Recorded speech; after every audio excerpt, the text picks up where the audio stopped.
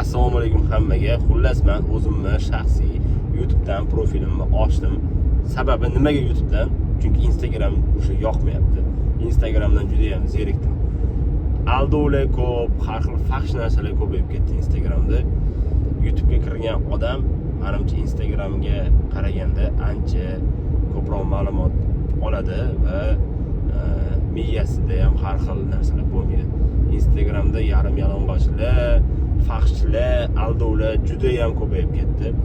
Shuning uchun qaror qildim YouTube ochishga, YouTube profilini ochishga. O'zi profilimni ochib qo'ygan edim, lekin oddiy videolar qo'yib turdim. Endi bugundan boshlab men o'zimni shaxsiy videolarimni qo'yishni boshlayman. Hali mavzu tanlamadim, lekin shunaqa bo'lsa ham video qo'yishga qaror qildim. Bugundan men kunlik videolarimni qo'yaman, hayotimdagi real voqealar va kunlik nima ish qilyapman, qayerda ishlayman. Bu birinchidan tarix bo'lib qoladi o'zim uchun ham, kelajakdagi, ya'ni balki bolalarim meni ko'rishi mumkin. Shuning uchun ham maslahat beraman. YouTube platformasi bu men o'rganib chiqdim, juda ham kuchli platforma. O'zbekistonda buni juda ham ko'pchilik bilmaydi, lekin men o'zim videolarni ko'rib chiqib YouTube haqida informatsiya yig'ib bildimki, YouTube juda ham kuchli.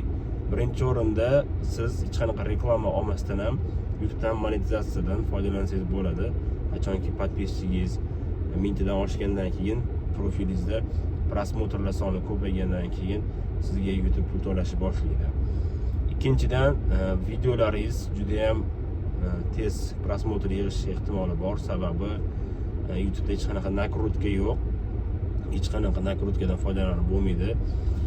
Meni o'rganishlarim bo'yicha YouTube baribir ancha boshqa platformalarga qaraganda kuchli. Instagramlarda juda ham aldovlar ko'p, juda ham soxta, juda ham faxshlar ko'p. Facebookda ham ko'rdim, juda ham zo'r platforma. Facebookda ham o'zini hurmat qiladigan yaxshi insonlar o'tirar ekan. YouTube'da ham xuddi shunaqa ekan. Shuning uchun men tanladim. YouTube bilan Facebookga ham yurishga harakat qilaman.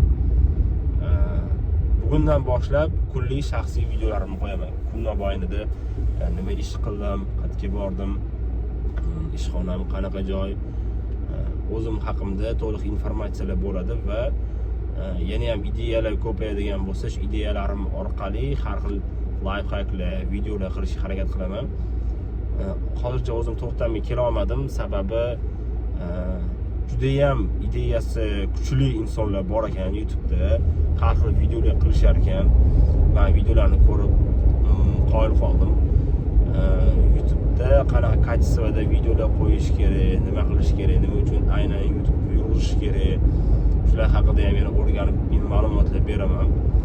Bitta to'xtamga kela olmadim, lekin qaysi yo'nalish bo'yicha video qilishni to'xtamga kela olmadim. Lekin bu birinchi videoyim bo'lsa, ikkinchi, uchinchi, to'rtinchi, beshinchi, 10-chi videolarimdan keyin men ancha informatsiyalarga ega bo'laman-da, yana ham professionalroq, yana ham kuchliroq videolar qilaman va ko'pchilikga manfaatli bo'ladi. Mana birinchi hozirgi maqsadim nimaga aynan YouTube platformasida ko'pchilik bilmaydigan narsalar bor ekan. Ularni ham hali keyingi videolarimda aytib ketaman. YouTube'ga 100% o'rganib olsam, men ko'pchilikga manfaati tegadigan yaxshi videolar qilib beraman. Xo'p, kanalimga a'zo bo'lib qo'yinglar, ya'ni like bosishni unutmanglar. Sababi bu like bilan podpiska ko'paygani, yana ham keyingi videolarimga motivatsiyam ko'payadi, yana ham yaxshi videolar qilishga sabab bo'ladi. Hozircha shu gap. Bugun soat 9:37, 29-noyabr. Hozir men ishga ketyapman. Qolgan videolarimni yana kun mobaynida va keyingi kunlarda qo'yib boraman. Sog' bo'linglar, charchamanglar.